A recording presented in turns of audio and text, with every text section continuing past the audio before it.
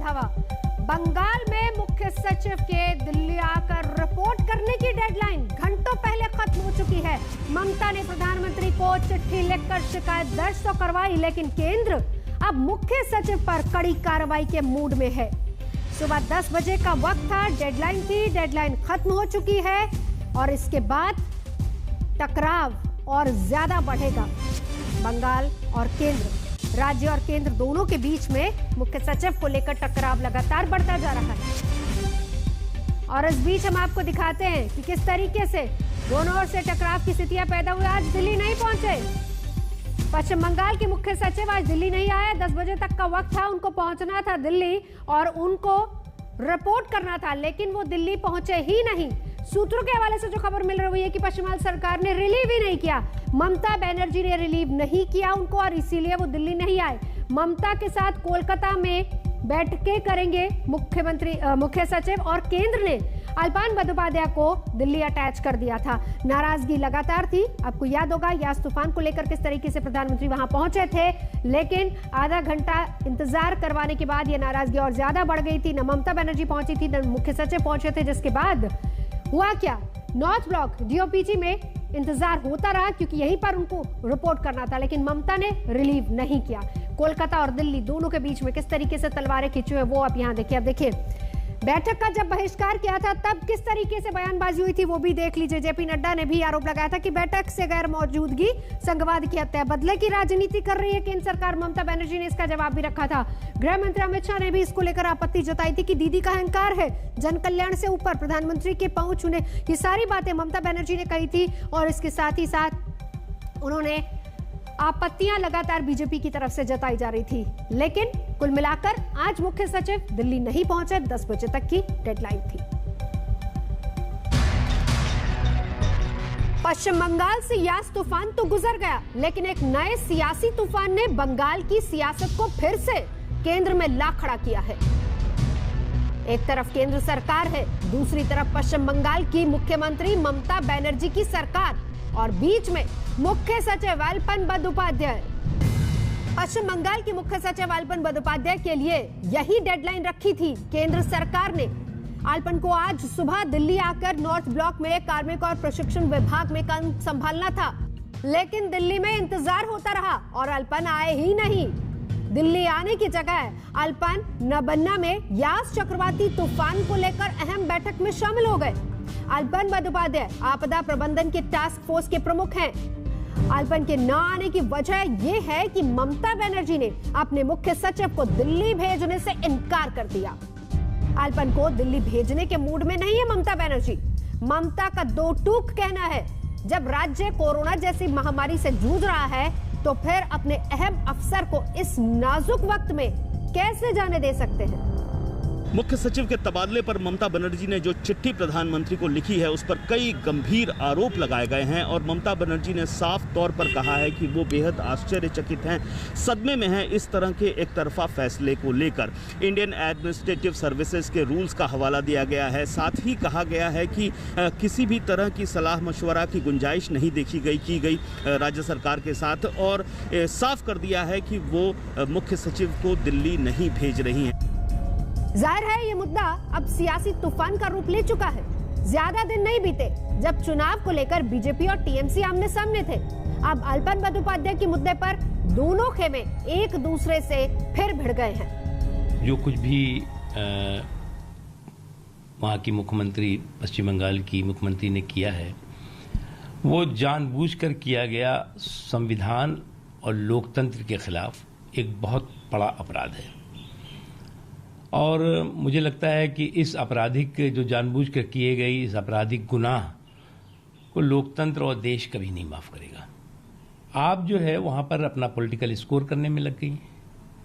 एक बहुत ही शर्मनाक काम और एक बहुत ही बेहुदा काम मुख्यमंत्री जो पश्चिम बंगाल की है उन्होंने किया है। बंगाल की जो भारतीय जनता पार्टी है वो लोग करने नहीं दिए, इसमें वो लोग सफल होने नहीं दिए। इसका एक ही कारण है कि केंद्र और राज्य केंद्र, जब हम लोग जनप्रतिनिधि है तो हम लोग कोई भी देखते नहीं कि कौन रंग से हैं, हम लोग एकजुट होकर काम करना चाहते हैं। और ये वार्ता जो है, हमारे मुख्यमंत्री भी यही बोलते हैं कि हम लोग एक होकर काम करना चाहते हैं। लेकिन बंगाल की भारतीय जनता पार्टी हमेशा कोविड में भी राजनीति करते हैं, यश दुर्योग में भी राजनीति करते हैं।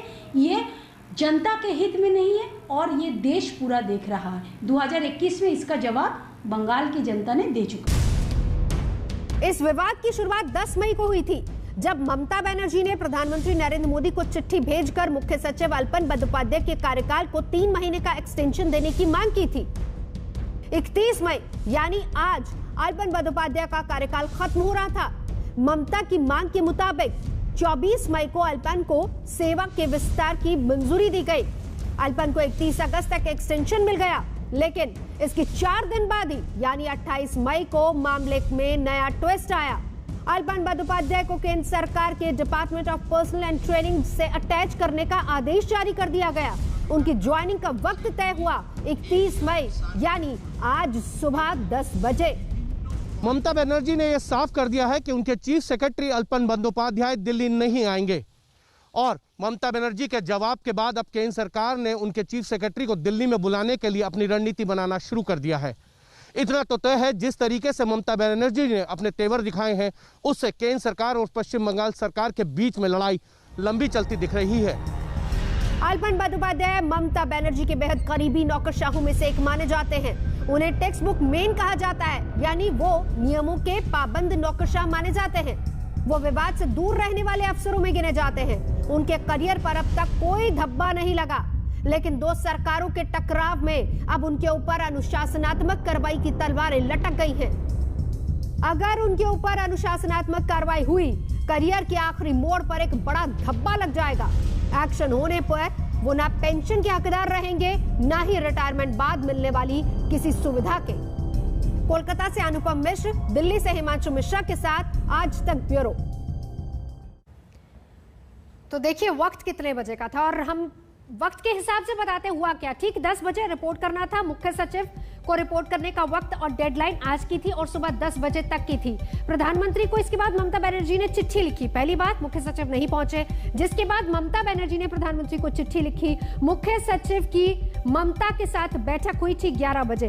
वो नहीं आए दिल्ली, लेकिन ये बैठक हो रही थी कोलकाता में और 11 बजे बैठक हो रही थी। दिल्ली नहीं आने का फैसला ममता बनर्जी की तरफ से हुआ और ये 30 मई को ही डिसाइड हो गया था कि वो दिल्ली नहीं आएंगे। और ममता बनर्जी ने बाकायदा इस पर चिट्ठी लिखी। वो इसलिए, ममता बनर्जी ने कहा कि अगर हम एक्सटेंशन के लिए कहते, आप 3 महीने का एक्सटेंशन उनको दे देते और वो कोरोना जैसी और यास जैसी आपदाओं के साथ जुड़े हुए हैं, भरोसेमंद हैं, तो फिर ऐसे में अचानक ऐसा क्या हो गया कि आपने डेपुटेशन पर उनको दिल्ली बुला लिया। तो ये सारी नाराजगियां लगातार हो रही थी और इन नाराजगियों के बीच किस तरीके से सिलसिला आगे बढ़ा वो हम आपको दिखा रहे थे।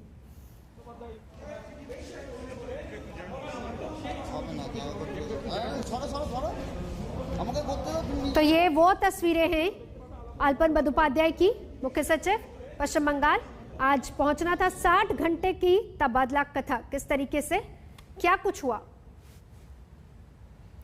आगे बढ़ेंगे, बात करेंगे बैंक घोटाले में भारत से फरार मेहुल चौकसी की, जो डोमिनिका में पकड़ा गया, जेल में बंद है।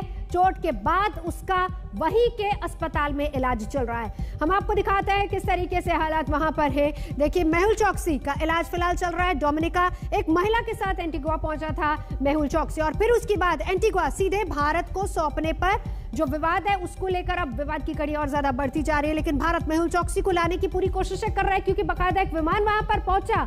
मेहुल चौकसी को लाने के लिए तैयारियां, कोशिशें हो रही है। इस बीच हम आपको ये भी बता दें कि 2 जून यानी कि वो तारीख है जब अगली सुनवाई मेहुल चौकसी को लेकर है। इस बीच जेल में बंद चौकसी, चोट के निशान कल सामने आए थे। जेल में बंद था, आंख और हाथ पर चोट थी, इसके निशान भी दिखाए गए थे। सीधे सौंपने के पक्ष में एंटीगुआ सरकार है। एंटीगुआ सरकार यही चाह रही कि डोमिनिका से सीधा वहां ना पहुंचे और डोमिनिका से सीधा भारत को दे दिया जाए। कोशिशें भारत की भी यही है, क्योंकि विमान डगलस एयरपोर्ट पहुंच चुका है, डगलस चार्ल्स एयरपोर्ट पहुंचा है। और ये तस्वीरें हमने आपको कल दिखाई थी कि किस तरीके से अगवा किया गया था चौकसी। उनके वकील ने यही आरोप लगाया कि मेहुल चौकसी को अगवा किया गया। ये आरोप वकील की तरफ से लगाए गए थे। 2017 में एंटीगुआ की नागरिकता पहले ही मेहुल चौकसी ले चुका है। Request to the government of Dominica is to have Mr. Choksi deported and be repatriated directly to India, not to send him back to Antigua and Barbuda where he's a citizen, and one in which he will enjoy certain constitutional and legal protection. A request from the Indian government. Mr. Choksi wasn't just located in Antigua. He's a citizen of Antigua and Barbuda. How can you send someone to a country where they have no citizenship and no right to reside? It has to be Antigua and Barbuda because he's not a citizen of India. The Dominican government has a free hand to act. In fact, Michal Choksi may have made a mistake to travel to Dominica. The information that we're getting now is that he may have taken his girlfriend to Dominica, probably to dinner to have a good time and so on, and got caught. Now, that would have been a monumental error because whereas in Antigua, because he's a citizen, we could not deport him. On the 25th, we did not provide any services to any name Mehul Choksi from our company. Absolutely not. We did not provide any services for this particular name. Honestly, I do not know, apart from the photos that are circulating, I do not know what Mehul Choksi look like. But based on the photos that are circulating, I did not see anybody of that look on this particular boat, or not the boat or anybody that we did clearances for. Nevertheless, absolutely no woman on that particular boat. तो मेहुल चौकसी को हिंदुस्तान लाने की कोशिशें की जा रही हैं। इस बीच भारत की तरफ से भी कोशिशें हो रही हैं। डोमिनिका में कहा यह भी गया कि एक महिला के साथ एंटीगुआ पहुंचा, फिर इसके बाद एंटीगुआ से सीधे भारत लाने की कोशिशें अब की जा रही थी। लेकिन हम साथ ही साथ आपको यह भी बताएं कि डोमिनिका से सीधे प्रत्यर्पण की कोशिशें की गई, अगवा किया गया, ऐसा मेहुल चौकसी का वकील लगातार कह रहा है। 2017 में एंटीगुआ की नागरिकता मेहुल चौकसी ने ली थी और इसके बाद एक महिला के साथ एंटीगुआ पहुंचा। ये सारी बातें सामने आई। इस बीच कोशिशें हिंदुस्तान की तरफ से उसको हिंदुस्तान लाने की। आगे बढ़ेंगे, दिल्ली में कोरोना के हालात की तस्वीर भी आपको दिखाएंगे क्योंकि लगातार केसेस घट रहे हैं और 24 घंटे में नए बीमार घटकर 1000 से कम रह गए हैं और आज से दिल्ली में अनलॉक की प्रक्रिया शुरू हो चुकी है। लेकिन वैक्सीनेशन को लेकर विवाद लगातार जारी है। मेरे ख्याल से 1.5-2 महीने हो गए जब केंद्र सरकार ने कहा था भाई सारे राज्य अपनी अपनी प्रोक्योरमेंट कर लें। 36 राज्य और यूनियन टेरिटरी हैं, सब ने पूरी कोशिश करके देख ली। एक भी राज्य, एक भी वैक्सीन का एक भी टीका अगर अपने स्तर पे लाने में सफल हुआ हो तो मुझे बताओ। तो जाहिर तौर पे राज्य वैक्सीन प्रोक्योर नहीं कर सकते, ये काम सेंटर को करना पड़ेगा। सेंटर प्रोक्योरमेंट करे, दुनिया भर से प्रोक्योरमेंट करे, देश में प्रोडक्शन करे, वो करके हमें दे, हम उसके बाद ना लगाएं तो हमारी जिम्मेदारी है। कुछ लोग हमारे ऊपर हर एक तरीके का आरोप प्रत्यारोप लगाते रहेंगे। दिल्ली भी इससे ग्रसित है। ये वो लोग हैं जो कभी वैक्सीन पर भारत का मोराल, दिल्ली वालों का मोराल तोड़ते थे। ये वो लोग हैं जिन्होंने कभी मोहल्ला क्लिनिक के नाम पर बड़ी बड़ी बातें कही थी। ये वो लोग हैं जिन्होंने एडमिनिस्ट्रेशन के बारे में बड़ी बड़ी बातें कही थी, हर दिन प्रेस कॉन्फ्रेंस करके कुछ ना कुछ कहा था। और जब संक्रमण काल आया तो उस समय सारे का सारा विषय केंद्र सरकार करे इस तरीके से रख दिया। मैंने कल देखा था, वो ये कह रहे थे भाई इतनी जल्दी टीके क्यों लगा रहे हैं दिल्ली वाले। तो जल्दी टीके लगाएंगे तभी तो लोगों की जान बचेगी। जितनी जल्दी टीके लगेंगे उतने ज़्यादा लोगों को टीके लगेंगे, उतने ज़्यादा लोगों की जान बचेगी। तो अपने को तो जल्दी लगानी चाहिए, इसमें गलती क्या है। ये वक्त राजनीति करने का नहीं है, ये वक्त राज्यों से लड़ने का नहीं है, ये वक्त है राज्यों की मदद करने का, ये वक्त है सबको मिलकर कोरोना से लड़ने का। 29 मई 2021 को ग्लोबल टेंडर फ्लोट किया जाएगा पर निर्णय हुआ है। आज से 2 हफ्ते पहले, 3 हफ्ते पहले कोई टेंडरिंग प्रोसेस नहीं किया। अप्रैल के महीने में कुछ काम नहीं किया, इससे पूर्व मार्च अप्रैल सब निकाल दिया, कुछ काम नहीं किया और चिट्ठी खेल रहे थे ये लोग। उसके लिए इनको शर्म आनी चाहिए। झूठ बोलने की जो राजनीति है और जितना पैसा ये लोग इधर उधर अखबार में बाकी मंचों पे खर्चते हैं झूठ को बढ़ाने के लिए, वो अगर सही काम पे लगा दें तो थोड़ा दिल्ली की जनता का भला हो जाए।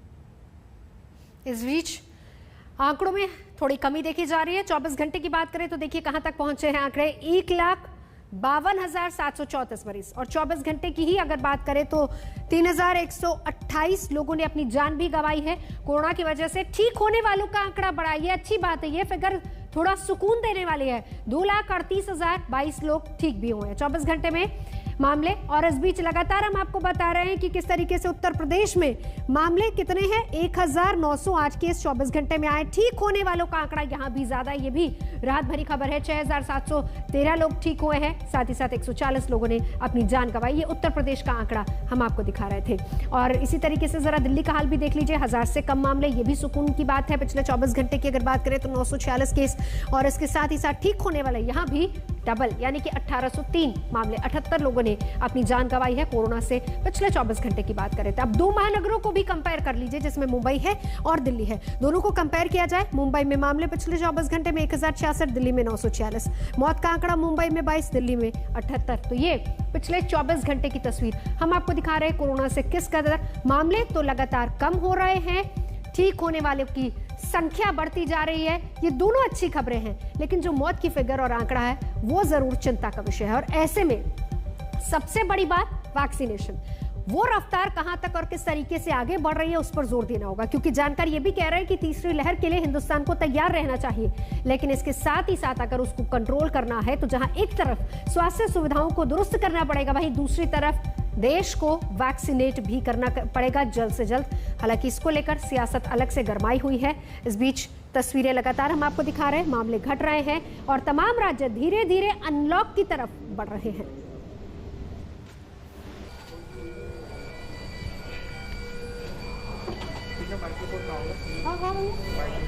तो कोरोना काल में लगता है कि महंगाई को भी वायरस ने जकड़ लिया है। मुंबई, भोपाल, गंगानगर में पेट्रोल सैकड़ा लगा चुका है, फिर भी नॉट आउट है और कई शहरों में सेंचुरी बनाने को तैयार है।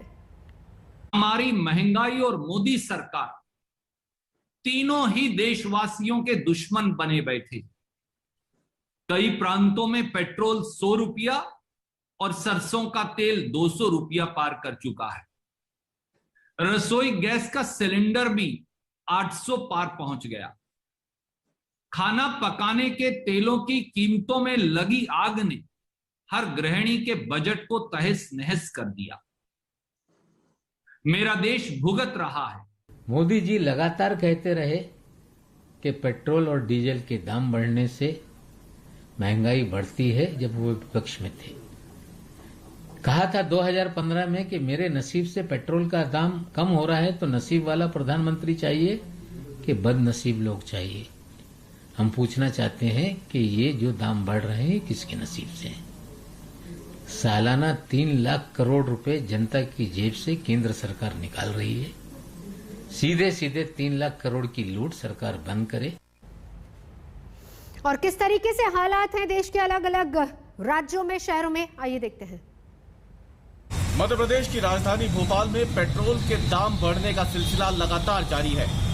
आज लगातार तीसरे दिन पेट्रोल के दाम बढ़े हैं और भोपाल में अगर हम बात करें तो आज पेट्रोल 102 रुपए 45 पैसे प्रति लीटर की दर से बिक रहा है। हम भोपाल के एक पेट्रोल पंप पे इस वक्त मौजूद है। यहाँ पे आपको तस्वीर दिखाते हैं कि कैसे इस वक्त पेट्रोल की जो कीमतें हैं वो बेतहाशा आगे बढ़ती जा रही है।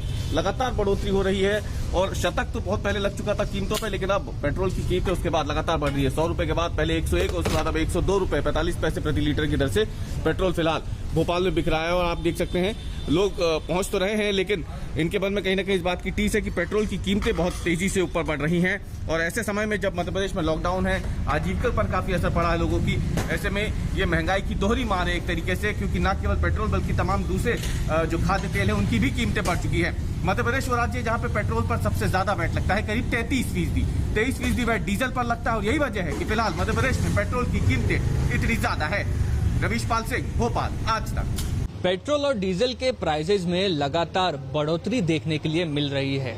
मंडे का आज दिन है और हम जिस पेट्रोल पंप पर खड़े हैं मुंबई में, वहां पर पेट्रोल का पर लीटर का भाव है 100.53 पैसे। 100 रुपए से पेट्रोल ऊपर गया और धीरे धीरे कर आप कह सकते हैं कि 100 से ऊपर जा रहा है। वहीं पर जो महंगा थोड़ा पेट्रोल आया करता था वो 3 रुपए या 4 रुपए ज्यादा महंगा है नॉर्मल पेट्रोल से। वहीं डीजल का भाव 92 रुपीस हो गया है, उससे ऊपर जा रहा है। तो 1 से 2 दिन में कई पैसों का, 10 पैसों का, 15 पैसों का, 25 पैसों का पर लीटर बढ़ोतरी देखने के लिए मिल रही है।